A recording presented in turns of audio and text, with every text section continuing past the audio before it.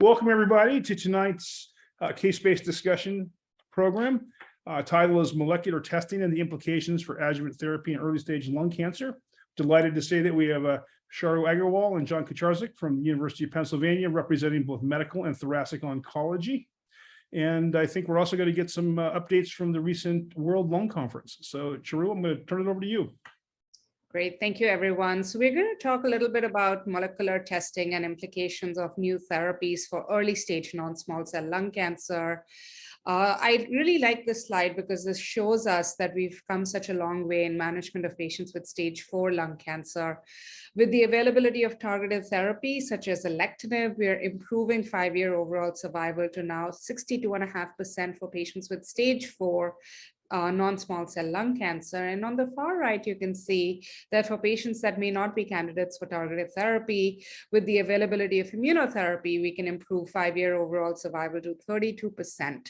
This is in stark comparison to the graph on the far left, which showed a median overall survival of only 8 months with different platinum doublet chemotherapy regimens. So we've come a long way in terms of management of these patients, but how can we translate this into the early stage setting as well is the real question, and a lot of research is going on at this point in time. We are all very familiar with adjuvant therapy. Adjuvant chemotherapy in lung cancer has a modest benefit. If you look across all the analyses, the DFS hazard ratio is 0.84, the overall survival hazard ratio is 0.9, overall leads to a 4 to 5% improvement in survival. So definitely we can improve upon this. But there are lots of factors to consider in the decision-making process. We have to think about what's the drug, what's the mechanism of action, is there potential for harm, what is the safety profile, magnitude of clinical benefit. And again, we have to, with new therapies, really think about cost, feasibility, and is there a biomarker. So we now have 2 approved therapies in the adjuvant setting. The first targeted therapy approval in lung cancer came in for osimertinib for patients with activating EGFR mutations. And then the second approval came in last year for atezolizumab for PD-L1 positive stage 2 to 3A non-small cell lung cancers. These data came about and have now been included in the NCCN guidelines. Here is an excerpt for the management of patients with stage 2 and 3 non-small cell lung cancer. And as you can see, routine use of chemotherapy followed by either atezolizumab or osimertinib in EGFR mutant non-small cell lung cancer is recommended. Let's go through the data for atezolizumab. This came from the EMPOWER-010 study, which was a randomized phase 3 clinical trial to evaluate the efficacy of adjuvant atezolizumab delivered after surgical resection and after 4 cycles of platinum-based chemotherapy. About 1,000 patients were randomized to receive either atezolizumab or best supportive care. And on the right-hand side, you can see that the statistical analyses are quite complex. But firstly, the DFS in PD-L1 positive population in stage 2 to 3A had to be met, followed by DFS in all randomized patients, followed by DFS in the intent to treat population, that is all randomized, including 1Bs. And then the overall survival in the intent to treat population was then included. So if we go through the data at last year's ASCO meeting, sorry, I should show you this first. At last year's ASCO, we saw that DFS was improved for patients with PD-L1 positive stage 2 to 3A. On the far left, you can see hazard ratio of 0.66. So the first analysis was positive. The second analysis, which was for all patients, regardless of PD-L1 status, in 2 to 3A, hazard ratio was 0.79. And finally, the intent to treat population 1B to 3A, hazard ratio was 0.81. If you go along and look at these survival curves, there seems to, or sorry, DFS curves, there seems to be a benefit as the PD-L1 level gets higher. So the DFS advantage was higher for patients with PD-L1 greater than 50%. Just last week at the World Conference on Lung Cancer in Vienna, we heard data on overall survival. It's not mature yet, only 25% of the events have occurred, but I thought I would include that in tonight's presentation. And here is the interim analysis for overall survival that was presented. And as you can see, there is a trend towards improvement with atezolizumab in the PD-L1 positive stage 2 to 3 population, but the hazard ratio is 0.7. If we look at the overall population, that is all randomized subjects on the far left, and then the intent to treat population, which includes 1Bs, there really isn't a survival advantage. You can see hazard ratios 0.95 to 0.995. Additional analyses are being performed. But here's really the money slide. The greatest magnitude of overall survival benefit was seen in the PD-L1 positive, or PD-L1 high, I should say, greater than 50%, stage 2 to 3A. And you can see, even after we exclude EGFR and ALK, which they did for this analysis, you can see the hazard ratio is quite robust, 0.42 for overall survival. The DFS hazard ratio was also in the range of 0.43. And if you look across several different subgroups, the benefit for atezolizumab seems to be most pronounced, again, in the PD-L1 greater than 50%. The confidence intervals for the others do cross 1. Safety data was also presented with longer follow-up. No significant new signals were observed. Most of the side effects are what we would expect and have learned to manage. So that was the atezolizumab. I'll skip over and I'll just quickly present this one curve from the ADAURA trial, which looked at the use of adjuvant osimertinib for patients with EGFR mutant non-small cell lung cancer. In stage 2A and 3A, stage 2 to 3A disease, you can see a significant improvement in DFS with a hazard ratio of 0.17. Again, I would remind you that overall survival is not yet available, but we suspect that with this level of DFS benefit, that there will be an overall survival benefit as well. So it's important for us to test because we want to be able to provide osimertinib to the EGFR mutants and provide perhaps atezolizumab for the high PD-L1 positives. But now we have another option, which I think we should discuss, which is the availability of the approval of Checkmate 816, which is neoadjuvant chemoimmunotherapy, a new paradigm in terms of introduction of immunotherapy in the perioperative setting. Here is the trial design. Patients with 1B to 3A non-small cell lung cancer were included, stratified by stage, PD-L1, and sex. Patients had to be negative for EGFR and ALK and received 3 cycles of nivo chemo or chemo and went on to surgery. Event-free survival with neoadjuvant chemoimmunotherapy was significantly improved. You can see hazard ratio here of 0.63. This is the key slide that led to the approval. But you can also see that the EFS by baseline stage of disease varies. So stage 3A seems to have the highest magnitude of benefit with a hazard ratio of 0.44, as well as based on PD-L1 expression, so greater than equal to 50%, hazard ratio is 0.24. Overall survival interim analysis also looks very promising. You can see hazard ratio is 0.5. So neoadjuvant chemoimmunotherapy actually looking quite strong, especially compared to the Empower 01 overall survival data that I just shared with you. So I'll stop here and I'll hand it over to John to just talk about our current practice and how we are incorporating these trials. Well, thanks, Drew. A very nice overview and really up to date. I'm probably the only surgeon on the call. Oftentimes I am. And I really like Drew's first slide where she shows you a little bit about kind of the evolution of how we think about these tumors and how we've evolved from 2002 through 2022. And I'll say our surgical practices have really evolved as well. And it's really now kind of an all-inclusive practice.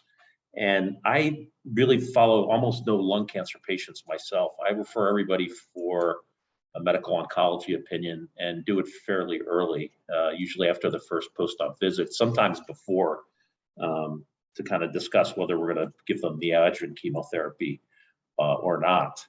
And I think the collaborative effort is important because I can very quickly get some of the testing started and in the pipeline so that by the time the medical oncologist sees the patient, we have a kind of a good overview of everything and really can get moving on it.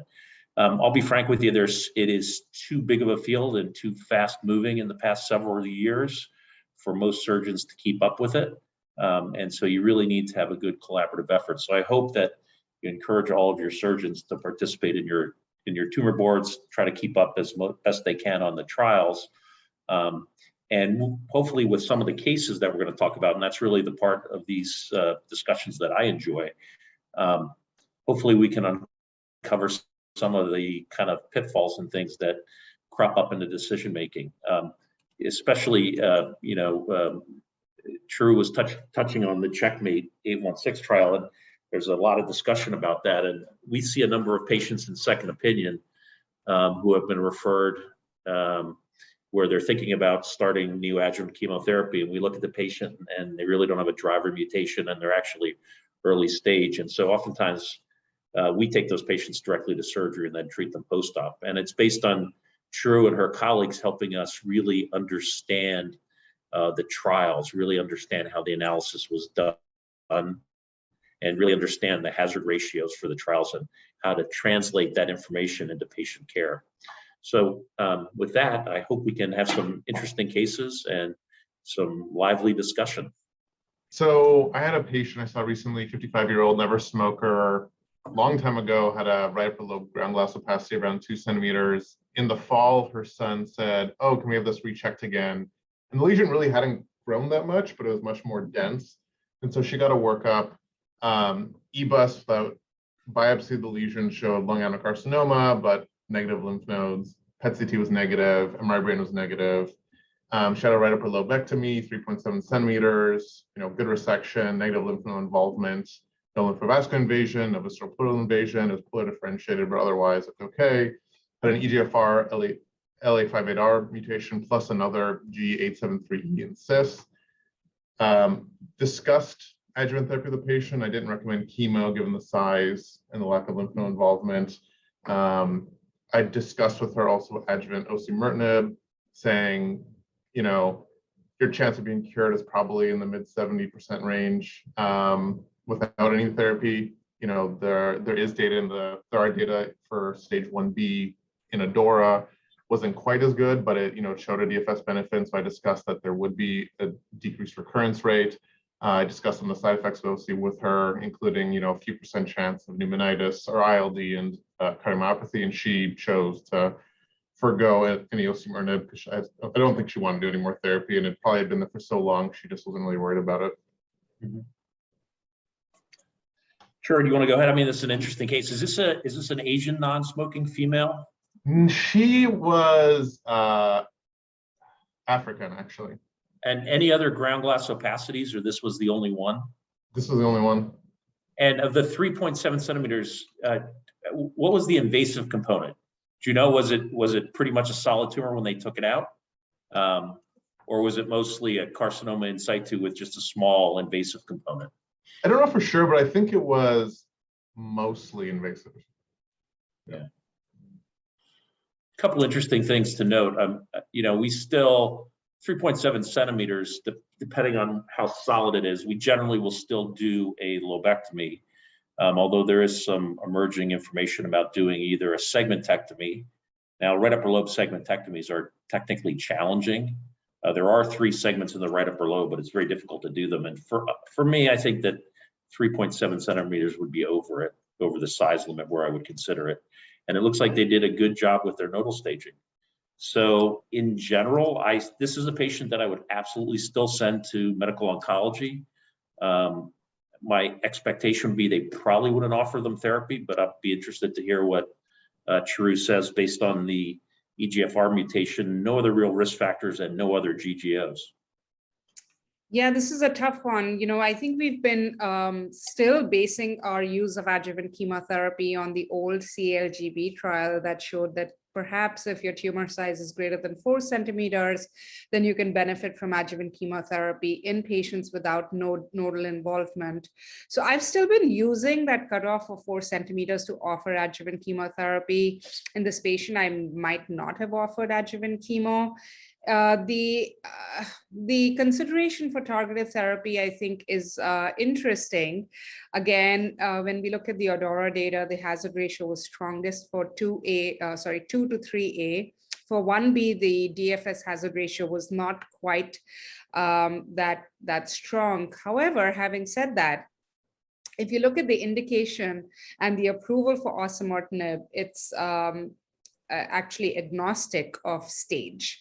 The indication reads for all surgically resected patients with an EGFR mutation. So it actually doesn't talk about stage. It actually doesn't even talk about following adjuvant chemotherapy, which is distinct from the approval of adjuvant atezolizumab, which has both stage as well as the use of adjuvant chemotherapy in there. So I think I would have discussed EGFR directed therapy with this patient, but maybe you would have said, you know, I don't know if the benefit for 1B is as great as stage 2 or 3A. I tend to be pretty vocal in patients that have nodal involvement of 3A disease. I certainly have a couple of patients now on adjuvant osimertinib, and maybe my recommendation would have not been as strong. So Nick, I sort of agree with the way you handled this case, and it's very interesting how her disease evolved over time.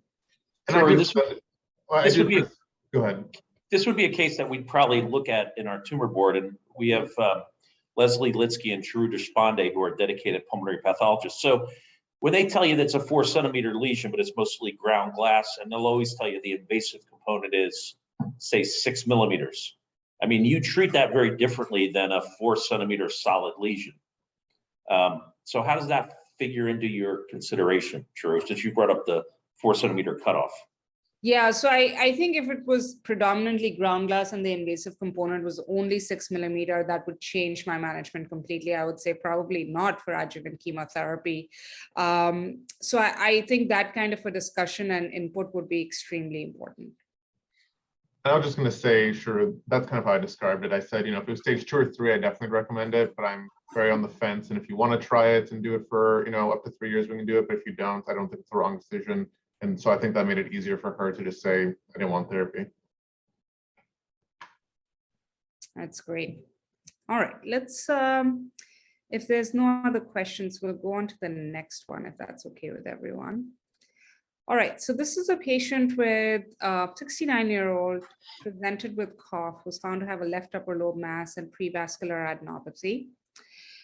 Staging PET and MRI was unremarkable, and biopsy revealed a poorly differentiated adenocarcinoma. EBUS was performed that was negative for N2 disease, adequate PFTs for left upper lobectomy, and then mutation status revealed a PD-L1 of 40% with a KRAS G12C mutation.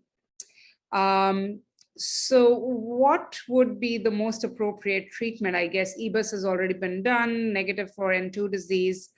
I'm not sure how big the mass is. This is information received from an outside case. So I don't have all of the specifics, but I guess, John, just curious to hear what your approach would be in somebody negative EBUS and has a left upper lobe mass that potentially looks resectable. Yeah, but he has N2 disease. So in our current practice, so I'm assuming this is probably, it's a left upper lobe, so this is probably AP window adenopathy that you're talking about. So, I mean, we joke around in as medical oncologists, you know, we call this like stage 3, maybe and a half, or maybe not, because the AP window, historically, those patients do better than patients with mediastinal proper nodal metastasis. That being said, in the current era, this would be a perfect patient. We would have the discussion about either pre-op chemo rads followed by surgery, if they were good performance status, or this is a patient, I mean, with his PD-L1 of 40%, I would ask you about the checkmate trial in this patient, and then followed by surgery. So that's where I'm thinking. Before checkmate, sometimes in a small segment of patients with AP window adenopathy, those patients would get resected and then get postoperative adjuvant therapy.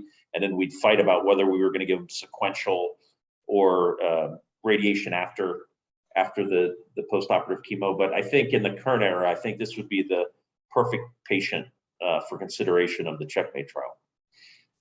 Yeah, exactly. So I think this may be the situation where we invoke checkmate 816, especially in light of the emerging Empower 010 data.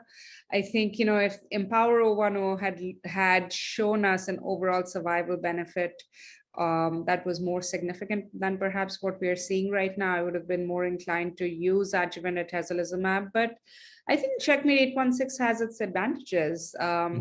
What do you think about, what do you consider 40%? That's kind of, I mean. Yeah, exactly. So 40% is closer to 50 than 1% in my mind. So I tend to think of it as PD-L1 high, and then KRAS mutant patients tend to have good responses to immunotherapy. So I would think about checkmate 816 in this patient. Yeah, I'd like to poll our colleagues on the call and see what would most of you guys do? Would you go a more traditional route? At least for us, a traditional route for this patient would be chemo rads followed by surgery. I suspect for most of you, that's probably the route. Or would you go with the checkmate trial? What do people think? Anybody want to weigh in? I have a question. Oh, I'm sorry. Go ahead, Dr. Sam. Sorry. Hey, this is Lee. Yeah, so I would choose the neoadjuvant chemoimmunotherapy for this patient.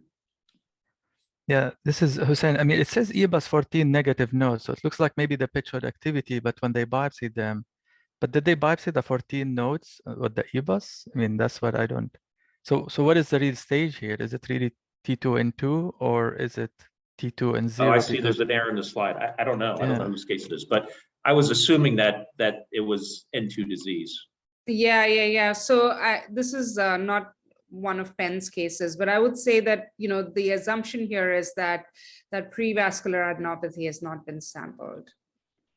Okay. Now you could, if you wanted to be a purist, you could sample that very easily by sticking a thoracoscope in, and sometimes we've done that, or an old-fashioned Chamberlain, which very rarely does anybody do anymore. Dr. Hussein, what do you think? I love neoadjuvant. I'm a big fan of it. We had actually a clinical trial with DARVA at some time with neoadjuvant, and we had really amazing results. So I would definitely, even if it was a T2 and 0, I tried to make the size closer to more than 4 centimeters, like maybe a 1B, and tried to give him the neoadjuvant. And in the pre-neoadjuvant immunotherapy era, would you use pre-op chemo rads or chemo alone? No, chemo rad if the N2 is okay. Yeah. Yep. Anybody else want to throw their 2 cents on? John, you have no issues doing surgery after neoadjuvant chemo rads? In my limited experience so far, no. After chemo rads, no, I don't have any issue with that. Technically, they may be a little more challenging. We sometimes have a higher conversion rate to a more traditional operation. I have no troubles. I thought you were asking about immunotherapy, and the kind of jury is out on immunotherapy. Some of the cases that I've done have been quite challenging because of the inflammatory reaction. I did one on Monday for Corey, and it was, the thing basically took itself out. It was an hour-long case. So I don't exactly understand how to predict. With radiation, it's a little bit easier to predict when you're going to have a tough case based on their fields and what you're doing. With immunotherapy, I don't know that we have a good sense of that yet, because our experience is just evolving. There were some earlier trials with immunotherapy. I know the Hopkins guys participated in one with the Brigham, and their takeaway message was that the operations are technically a bit more challenging. The conversion rates from minimally invasive to traditional open operations were higher for safety concerns. But other than that, the outcomes were similar. So I think that's a good question, but I think as you evolve and we do more preoperative therapy, I think the technical aspects of operating after immunotherapy will hopefully become a little clearer. But so far, the numbers are smaller, and it seems to me to be a bit unpredictable.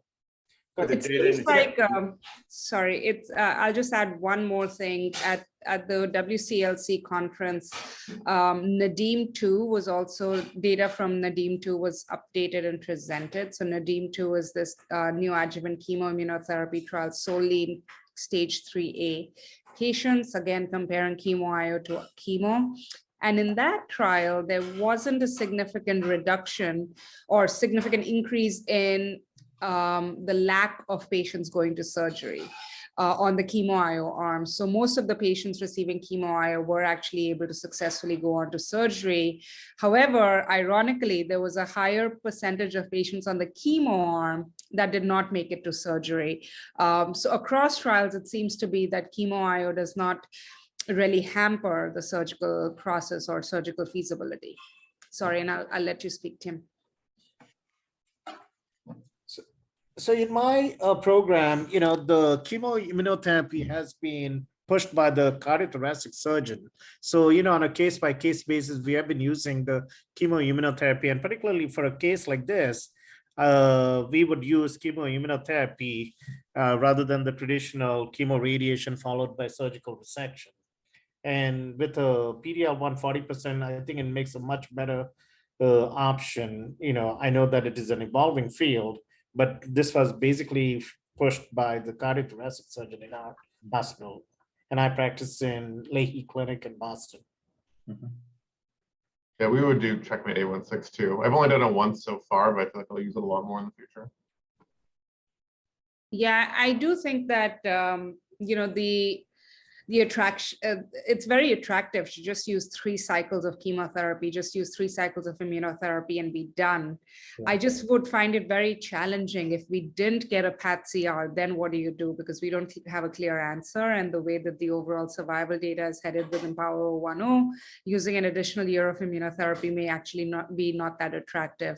So I think we just have to make decisions based on each patient individually at this point in time. Does anybody have any questions they'd like to ask or an additional case they'd like to discuss? I have a quick question. So for low PD-L1 patients, what would be, I guess, more preferable than the neoadjuvant approach or the adjuvant immunotherapy approach? These are stage 3A patients, low PD-L1. I mean, yeah, 3As or even high 2s. Yeah. So when you say low, do you mean negative or one to One or five? negative, 0 to 1, say. Even negatives. Yeah, I think it's really tough, right? I think Empower 010 would not be an option for them.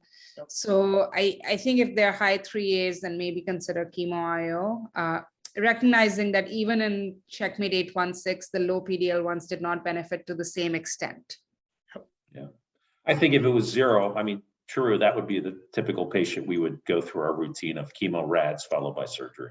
Yeah. 1%, I guess we would argue about. I don't know what 1% means really. It's a smudge on the pathologist microscope. I don't know. Yeah. I have a question. So if I had used the Checkmate 816, given neoadjuvant chemoimmunotherapy, and patient goes for surgery, doesn't get a pathological CR, would you give atezo adjuvant? Yeah, that was what I was alluding to earlier. I think there is no data to do that, right? So for Yes. patients that didn't get PAT-CR on Checkmate 816 were just observed, and that's why we are Yes. seeing overall survival lower in those patients. I think the breast literature demonstrates that a switch strategy may be most appropriate. For example, in patients that don't achieve a PAT-CR after HER2-directed therapy, often cross over to a different HER2 agent, or triple negative, they go on to a different therapy such as capecitabine. I think eventually we'll need a clinical trial like that in lung, where if patients progress after 3 cycles of chemo-IO and not progress, they don't have a PAT-CR, then we switch the strategy and maybe come in with either dual immunotherapy blockade or something else. But at this point in time, I predict that most practitioners will use and reach out for an additional year of immunotherapy. But that's really not based on any data, and we can't really predict how these patients will do. Yeah, because I think adjuvant immunotherapy is approved for esophageal cancer, those who don't achieve a pathological CR, and that has really shown very good benefit with the adjuvant Opdivo for 1 year. So, I mean, you try to use some of your, Sure. experiences. So I was just wondering what you would do. No, nice to hear from yours. Would you treat them like per their pre-op stage? Like, let's say, so if they're adeno, you might give like 4 cycles of Alimta cis afterwards, since the new adjuvant did not include Alimta, for instance. Checkmate 816 did allow for you to do adjuvant therapy as well. I think it was like 15-20% of patients got some either chemo or radiation. So you could make the argument to do like cis and maybe a different chemo. Yeah. Because I remember the trial we had with neoadjuvant immunotherapy, it did not include chemo though. So that it was immunotherapy and then surgery, and then you do whatever is per the pre-op staging, not the post-op. So if they have residual disease, but you treat them like the pre-op staging, so you can give chemo like if they, were to 1B and higher or 2 and higher. So Charu, do we know what the rate of the pathological response was in these patients in the Checkmate trial? About 24%. Thank you.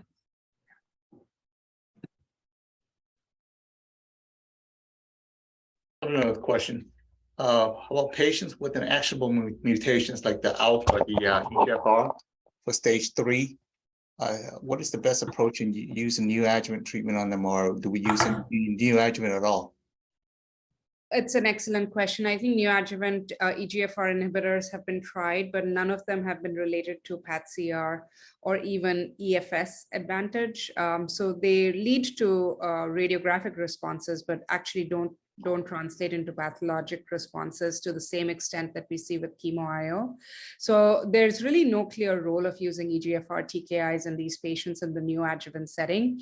I think these patients should be traditionally followed with a surgical approach if feasible, if not chemoradiation followed by surgery, followed by use of EGFR TKI in the adjuvant setting, at least for the EGFR mutant. And then for the ALK translocated, the ALK adjuvant trial has completed accrual, and I think once it reads out, we'll have some evidence of whether or not we can use alectinib. Thanks. Okay. Well, I'd like to thank everybody for taking some time out of their evening and joining us for tonight's discussion. And until next time, everybody have a nice night.